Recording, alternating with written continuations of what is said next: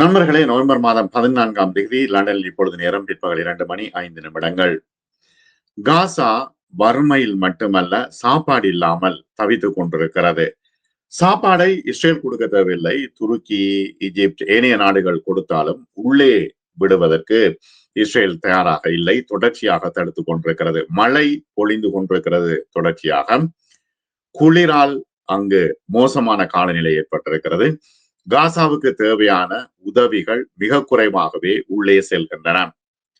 காசாவினுடைய இந்த உதவி முயற்சிகளை முடக்கியதற்காக இஸ்ரேலை UNRWA கண்டிக்கிறது.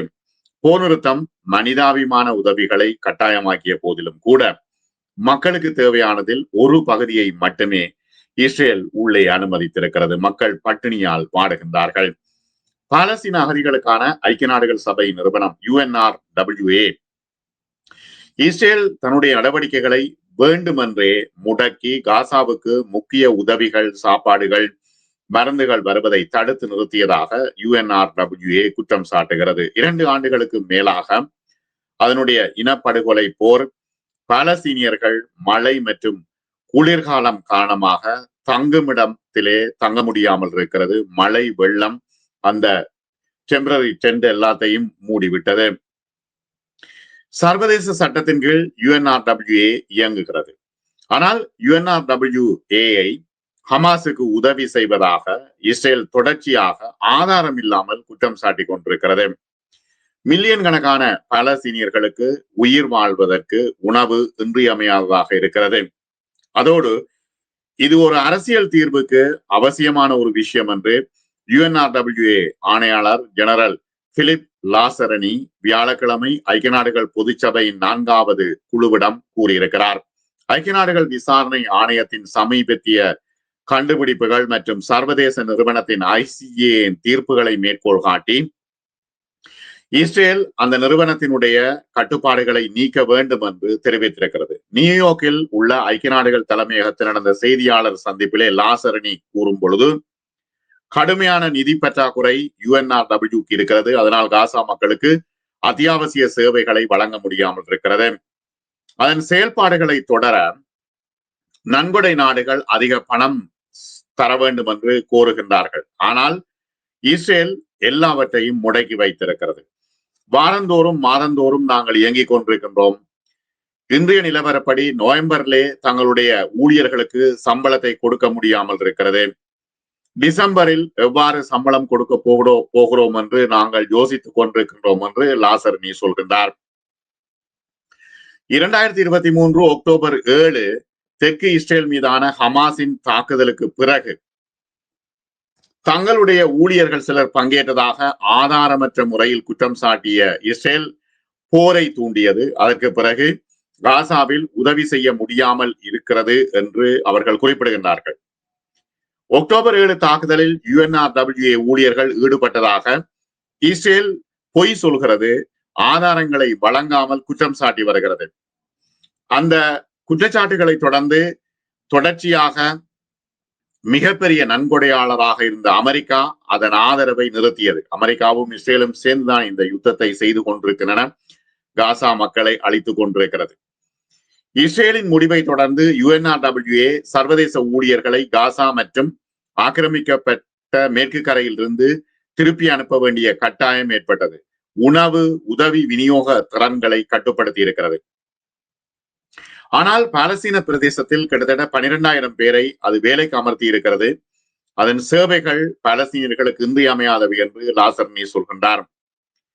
காசாவில முழுவதும் 100 இடங்கள்ல கிட்டத்தட்ட 75,000 பேர் தங்க வைக்கப்பட்டிருக்கின்றார்கள். அவர்களுக்கு சாப்பாடு தேவை. குளிர்காலம், மழைக்காலம் எதுவுமே செய்ய முடியாமல் இருக்கிறது. 15 மில்லியனுக்கும் அதிகமான ஆரம்ப சுகாதார ஆலோசனைகளை வழங்கி இருக்கிறது சுகாதார அமைப்புடன் சேர்ந்து.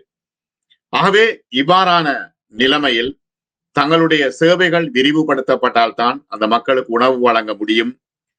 அக்டோபர் 10 அன்று நடைமுறைக்கு வந்த போர் நிறுத்தத்தின் கீழ் இஸ்ரேல் நூற்றுக்கணக்கான முறை இந்த போர் நிறுத்தத்தை மீறி இருக்கிறது. உதவி விநியோகங்கள் அளிக்கப்பட்டிருக்கின்றன. மக்களின் தேவைகளை பூர்த்தி செய்ய ஒரு நாளைக்கு 600 லொரிகள் காசாவுக்குள் வர வேண்டும்.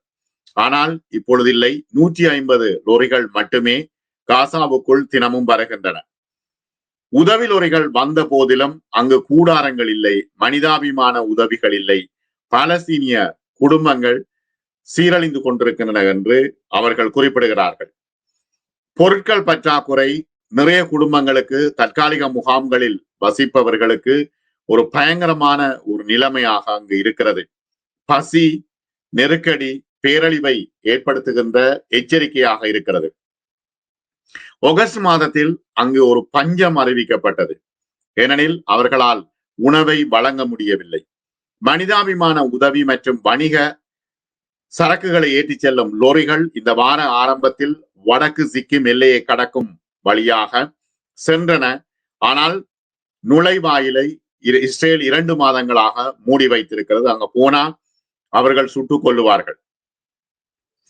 ஆக்கிரமிக்கப்பட்ட பாலஸ்தீன பிரதேசத்தின் சிவில் விவகாரங்களை மேற்பார்வையிடும் இஸ்ரேலிய பாதுகாப்பு அமைச்சு இந்த கடவை திறக்கப்படும் என்று சொல்லியிருக்கின்றார். ஆனால் அங்கு எதுவுமே நடைபெறவில்லை.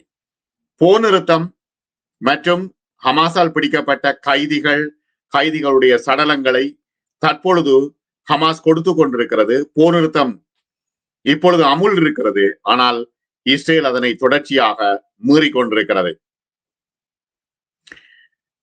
ஹமாஸ் பிரதேசத்தின் தெற்கில் உள்ள கான் யூனிஸில் உடல்கள் கண்டெடுக்கப்பட்டிருக்கின்றன. இப்பொழுது அந்த உடல்கள் இஸ்ரேலிடம் ஒப்படைக்கப்பட்டிருக்கின்றன.